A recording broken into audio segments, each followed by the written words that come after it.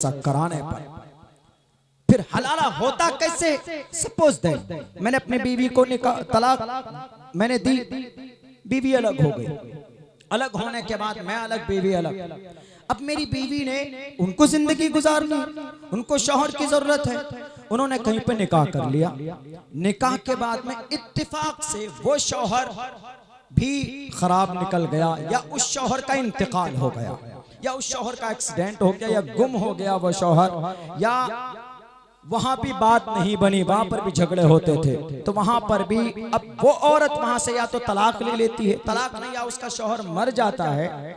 तो ऐसी सूरत में अब उस औरत ने सोचा, यार अब मैं यहाँ निकाह करके आई, दूसरा घर बसाने के लिए, ये घर भी मेरा उजड़ गया, तो अब ऐसा करते, अब कहाँ मैं भटकूं, मैं उसी दूसरे के साथ पहले के साथ चले जाती हूँ, पहला जो मेरा शौहर था उसके साथ मैं चली जाती हूँ।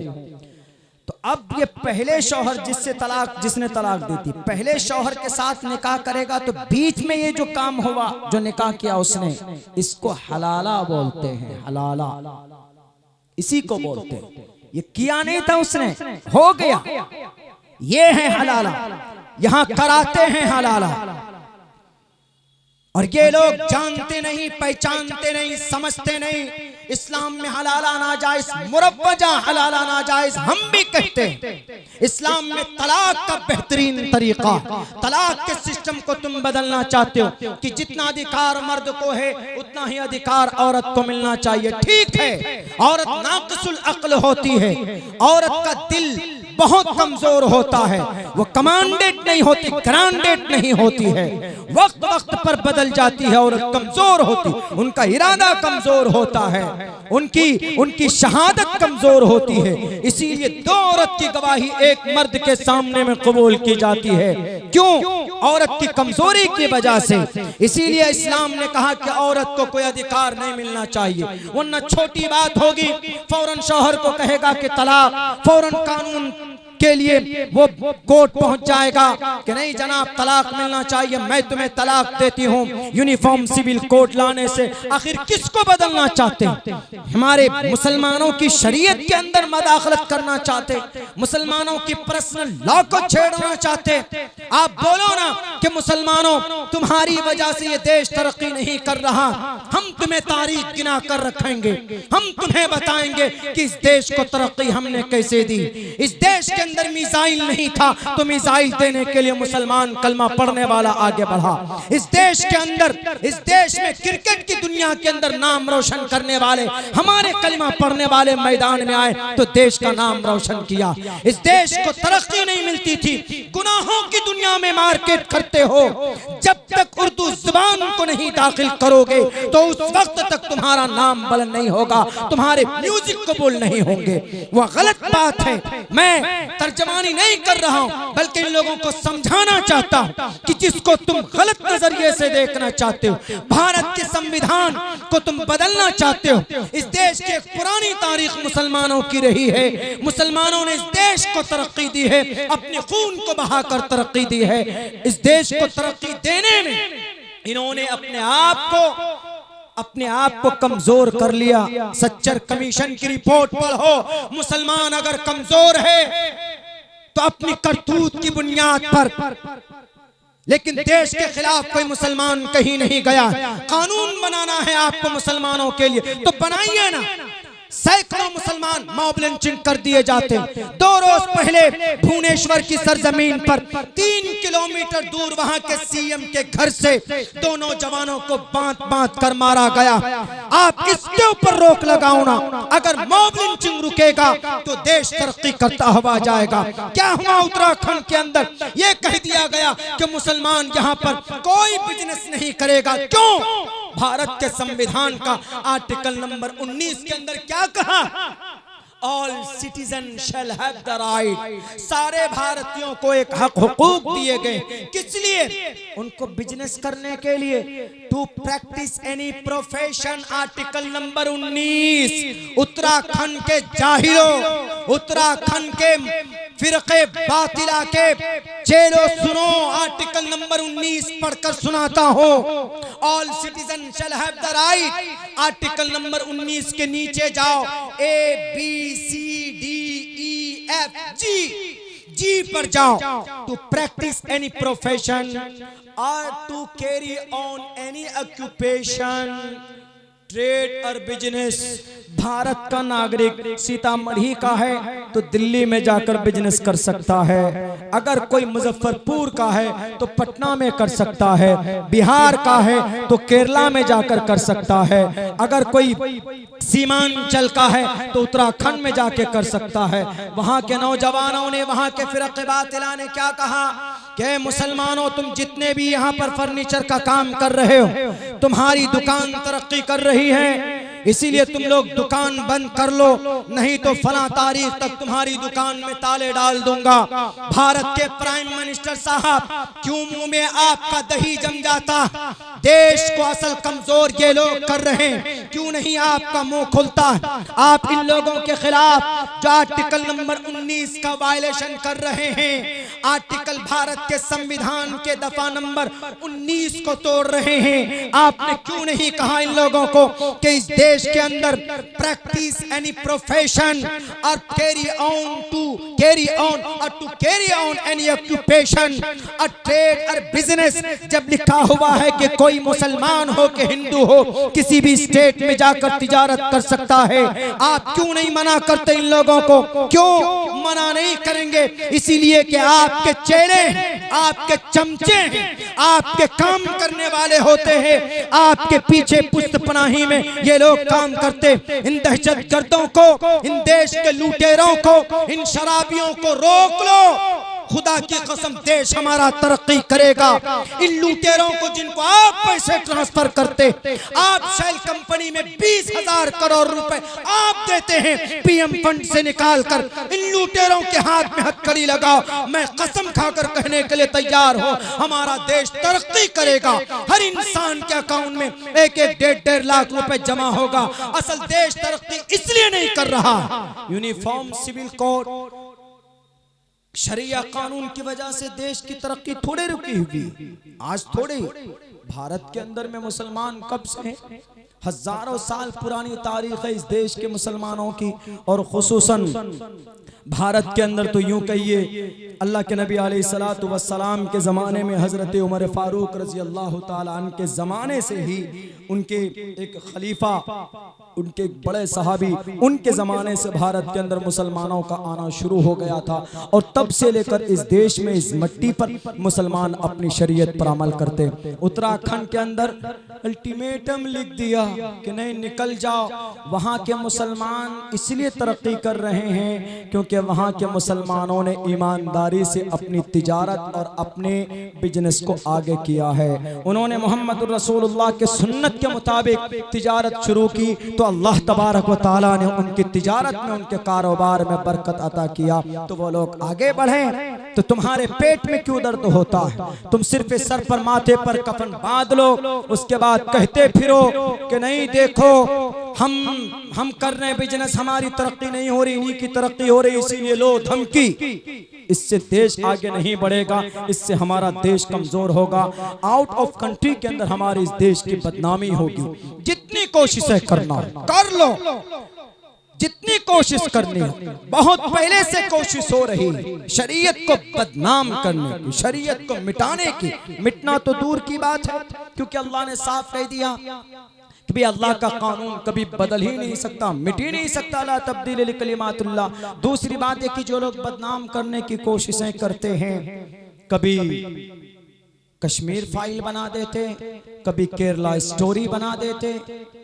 केरला स्टोरी में 32,000 लड़कियां वो कन्वर्ट होकर सीरिया चली गई, वो उसमें दाइश में ज्वाइनिंग हो गई। तो हम देश के प्राइम मिनिस्टर साहब से पूछना चाहते हैं कि आपका जो सेक्रेटरी साहब हैं अजीत डोभाल साहब, बड़े टैलेंटेड हैं, 4 साल पाकिस्तान में रहकर आए, केमिकल हथियार कैसे बनता उसका पता लगा कर क्या है, वो क्या अचार बना रहे थे। जब 32,000 बच्चियां जा रही थी, वीजा किसने इनको अप्लाई किया? आपको पता नहीं कि बच्चियां कहां जा रही, पता चला पूरी षड्यंत्र थी वो डायरेक्टर की। अब कुछ नहीं मिलता, फिल्म में मार्केटिंग करनी है, धर्म के ऊपर बना दो। अभी एक और धर्म के ऊपर बना दिया, वो आदि पुरुष। आदि पुरुष का मतलब सबसे पुराना, आदि ग्रंथ, पुरानी किताब। आदि पुरुष का मतलब सबसे पुराना आदमी। तो श्री रामचंद्र जी के ऊपर है, तो श्री रामचंद्र जी आदि पुरुष थे ही नहीं। श्री रामचंद्र जी से पहले की भी तारीख है, उनके ऊपर फिल्म बना दिया। अब एक और फिल्म बनाया, कौन सा? मुसलमानों के ऊपर 72 हूर। और इसको किससे जोड़ दिया? मुसलमानों से जोड़ दिया कि इस्लाम में है हिंदू को मारो, मारते मारते शहीद हो जाओ, मारो हिंदू को मार कर आओगे तो 72 हूर मिलेंगी। हमने इसके ऊपर बहुत तफसील से स्टडी की 72 हूर के ताल्लुक से। हूर का असल क्या मसला, हूर का तज़किरा है। वो लोग कहते हैं कि अच्छा अजीब मसला है भाई इस्लाम में। दुनिया में कहते शराब पीना हराम, और मरने के बाद कहते हैं कि शराब, मरने के बाद शराब जायज। कैसी शरीयत है? दुनिया के अंदर में औरत से नाजायज संबंध बनाना पाप है। मरने के बाद जब स्वर्ग जाएंगे तो वहां अपनी बीवी के अलावा 72 होने में किसी हिंदू को मार कर आओ, गलत बात है। किसी हिंदू को क्या किसी प्राणी को तकलीफ देने की परमिशन नहीं है इस धरती पर। 72 हूर का क्या मसला? 72 हूर का मसला, हूर का कॉन्सेप्ट इस्लाम में यह है कि जो जन्नती होगा, जो अल्लाह के फरमान के मुताबिक अपनी जिंदगी गुजार कर जाएगा, मरने के बाद अल्लाह तबारक व तआला उसको हूर अता करेंगे। हूर कैसी होगी? हूरुन ईन, बड़ी आंखों वाली, कअमसालिल लुअलुइल मकनून, और बहुत सी हूरुन मक़सूरातुन फिल ख़ियाम, हवेलियों में, खेमों में हूर होंगी, खूबसूरत समझाने के लिए, खूबसूरत बड़ी आंखें वाली। कुरान करीम में इसकी तफसीर मौजूद है, बल्कि अहादीस पढ़ेंगे, तिरमिजी पढ़िए, उसके अंदर इब्ने माजा पढ़िए, उसके अंदर अल्लाह के नबी फरमाते हैं कि जो जन्नती होगा वो उसको जन्नत के अंदर उसको हूर दिए जाएंगे। जन्नती होगा उसको वहां पर शराब पिलाई जाएगी। वो ये शराब नहीं, ये नापाक जो अंगूर सड़ा कर पता नहीं उसमें शराब बनाने वाला पेशाब भी करता होगा। इसीलिए हमारे सीएम चीफ मिनिस्टर साहब नीतीश साहब ने उसको बैन लगाया।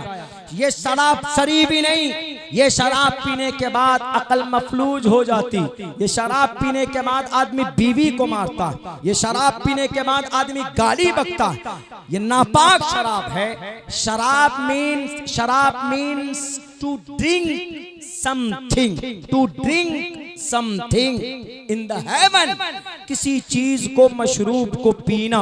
वहां शराब से मुराद वो शराब है जो अल्लाह के तरफ से वो शराब, और वो नापाक नहीं है। उसको पीने के बाद आदमी की अकल खत्म नहीं होगी। वो शराब पीने के बाद आदमी जिना नहीं करेगा। वो शराब पीने के बाद आदमी बीवी को नहीं मारेगा। वो शराब पीने के बाद आदमी का जो कॉमन सेंस है वो अपनी जगह के ऊपर बाकी रहेगा। ये वो शराब है मैडम मीडिया वाली, वो शराब है। और 72 हूर का जो तर्जमा तुम करते हो कि 72 हूर मुसलमान हिंदू को मार कर आएगा, मर जाएगा, शहीद होगा, तो कल क़यामत में अल्लाह 72 हूर देंगे। गलत बात। अगर हमारा कोई मुसलमान देश की तरक्की के लिए, अगर देश को बचाने के लिए शहीद हो जाए, या कोई मुसलमान जंग के मैदान में, अब तो जंग नहीं है लेकिन पहले जमाने के एतबार से अल्लाह के नबी के जमाने में होता था, बल्कि हमारे भारत के अंदर खुद हिंदू राजा महाराजा आपस में लड़ते थे। उस जंग में अगर कोई शहीद हो जाता पर्टिकुलर मुसलमान, तो अल्लाह के नबी अलैहिस्सलाम ने इब्ने माजा के अंदर एक रिवायत है जो मजबूत दलील के साथ अल्लामा नासिर अलबानी ने इनकी तस्दीक की है कि अगर कोई बंदा मैदान कारजार में शहीद हो जाता है तो उसको कल क़यामत में 72 हूर अता करेगा।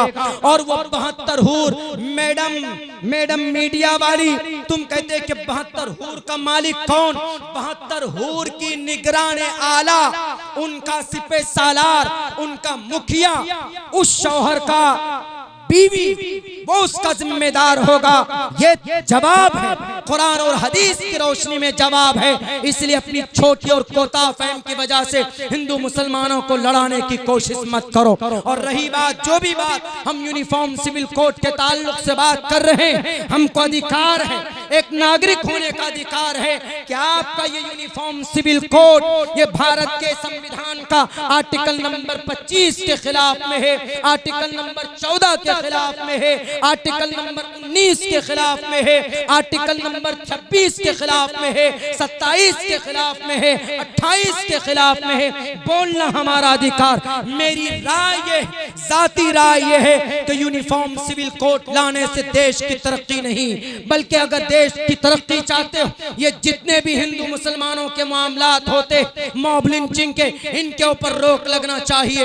ये हमारी 1114 साल पुराना मदरसा बिहार शरीफ में जला दिया गया, उनके ऊपर केस होना चाहिए। जिन्होंने जलाया, 4000 किताबें जला दी, उन किताबों का मुआवजा मिलना चाहिए, उनके ऊपर केस बुक होना चाहिए, उनको कैफरे किरदार तक पहुंचाना चाहिए। हमारे जो उलमाए किराम, हमारे जो मुफ्तियाने किराम है, हमारे जो अल्लाह के वली, वो हमारे गुरु होते, उनका सम्मान होना चाहिए। अगर आप कुरान और शरीयत के रोशनी में अगर इनके मकाम और मर्तबे को नहीं जानते हो तो उठाइए श्रीमद् भगवत गीता 7वें और 8वें अध्याय का मंत्र नंबर 18 और 19 के अंदर उल्लेख मौजूद है। कहा गया, साफ साफ लफ्जों में कहा, बहुनाम जन्मना मनते ज्ञानवान माम पर पद्यते वासुदेव सर्वमिति समहात्मा सुदुर्लभः। साफ लफ्जों में कहा गया कि जितने भी पढ़े लिखे लोग होते हैं वो हकीकत में ईश्वर की तरफ से ईश्वर की नॉलेज उनमें, जानकारी उनमें होती है। जैसे हम लोग ईश्वर का सम्मान करते हैं, वैसे हमें इन पढ़े लिखे यानी उलमा का सम्मान करना चाहिए। और ये कुरान करीम में साफ लफ्जों में मौजूद है। अल्लाह ने साफ लफ्जों में कहा है, इन्नमा यख्शल्लाह मिन इबादिहिल उलमा, कि अल्लाह तबारक व तआला से डरने वाले उलमा होते हैं, जिनकी फजीलत अल्लाह खुद अपने अल्फाज में बयान करे। उनके मकाम और मर्तबा, उनका मकाम और मर्तबा क्या होगा, हम और आप अंदाज़ा नहीं लगा सकते। मेरे भाइयों, मेरे साथियों, वक्त बहुत हो चुका है। एक थोड़ी सी तारीख मैं बताना चाहता हूँ मुख्तसर से वक्त में, चूँकि आपको दिल साहब को भी सुनना है, अशफाक साहब को भी सुनना है, मुजाहिद भाई भी शायद खाना नहीं खाए हैं, कोई बात नहीं, इनका ये तो मेज़बान है, ये सीता की मढ़ी के रहने वाले हैं। सीता की मढ़ी की तारीख आपके सीतामढ़ी से ही जुड़ी हुई है। ये जो जानकी नगर शायद अब नेपाल में है, सीतामढ़ी की जन्मभूमि यही है। इसीलिए नेपाल ने ये जो अभी आदि पुरुष फिल्म आई, इसके ऊपर बैन लगा दिया। सीता मैया की कुछ चीज़ें ऐसी दिखाई गई जिससे उनका अपमान हुआ। इसीलिए ये सीतामढ़ी, मैं जब भी बोलता हूँ सीता की मढ़ी यानी सीता की जाए पैदाइश, आपको शुआरा किराम को सुनना है। लेकिन मैं इतनी बात ज़रूर कहूँगा कि अगर आप नहीं जानते हैं तो जानकारी हासिल कीजिए, और कानूनी कार्रवाई, कानूनी लड़ाई की कहीं पर भी बात आए तो मैदान में आगे रहिए और अपने बच्चों को पढ़ाइए, अपने बच्चों को तालीम दीजिए, मस्जिद से जुड़िए, मदरसों से जुड़िए। अगर इन सब जगहों से नहीं जुड़ेंगे तो हमारी कभी कभी बेकदरी की वजह से हमारे मदारिस जला दिए जाते। वही बिहार शरीफ का मदरसा सिर्फ ये कहकर जलाया गया, सिर्फ ये कहकर कि मदरसा है, कुरान पढ़ाया जाता है, और इस कुरान में हमारे हिंदुओं को मारने की बात कही गई। वह आइद्दू लहुम मस्ततातुम मिन कुव्वा, ये लफ्ज हैं। और कुरान में एक जगह यूं कहा गया साफ लफ्जों में, या अय्युहन नबिय्यु हर्रिज़िल मुमिनीन मुमिनीन अलल क़िताल, ए मोमिन ए नबी मुसलमानों को हिंदू भाइयों को मारने के लिए उभारिए। गलत तर्जमा ये पेश करते हैं वो लोग। तीसरी जगह ये पेश की उन्होंने दलील में कि हमने इसलिए उस मदरसे को जलाया कि उस मदरसे में यूं कहा पढ़ाया जाता है कुरान में कि फकुलू मिम्मा गनिमतुम, कि लूटो और खाओ। ये तीनों आयत का तीनों तर्जमा गलत है। अगर तीनों आयत का तीनों तर्जमा यही है, उठाइए, साफ साफ लफ्जों में कहा गया। कहां पर? अथर्ववेद के श्लोक मौजूद हैं। अथर्ववेद के अंदर कहा गया साफ और खुले लफ्जों में कि भाई अगर जहां पर कोई शत्रु मिल जाए उसको मार कर उनकी चीजें हैं उनके ऊपर कब्जा करो।